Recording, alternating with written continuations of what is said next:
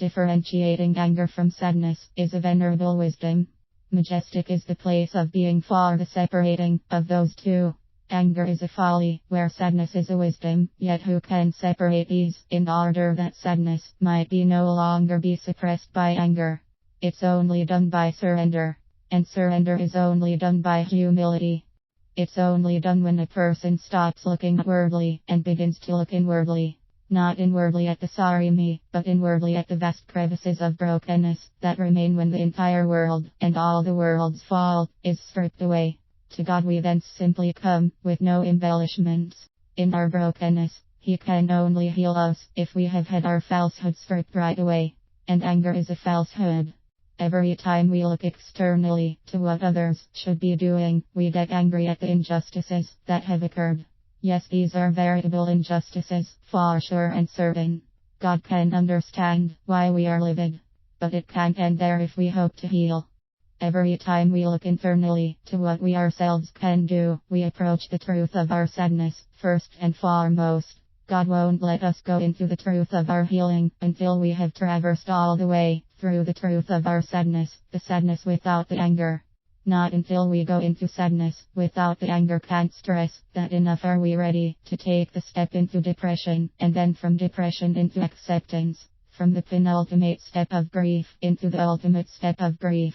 The penultimate step in recovering from grief is depression.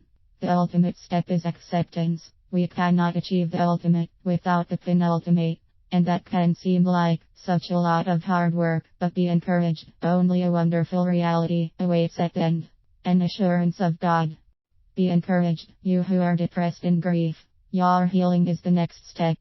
The only way we can go into sadness without the anger is to stop looking at anything other than us ourselves and God. The difference between us ourselves and the divine.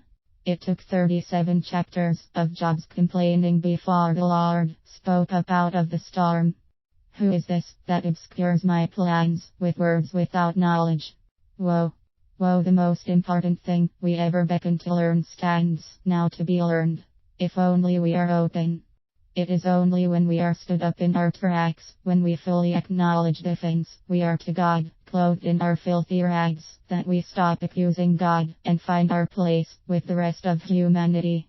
We are no better by nature than anyone else. Our indignation is a grand pride that seems so justified, but when we can only look outwardly and refuse to see the truth in and of ourselves, we are an abomination. We no longer confess in these moments that Jesus is our Lord.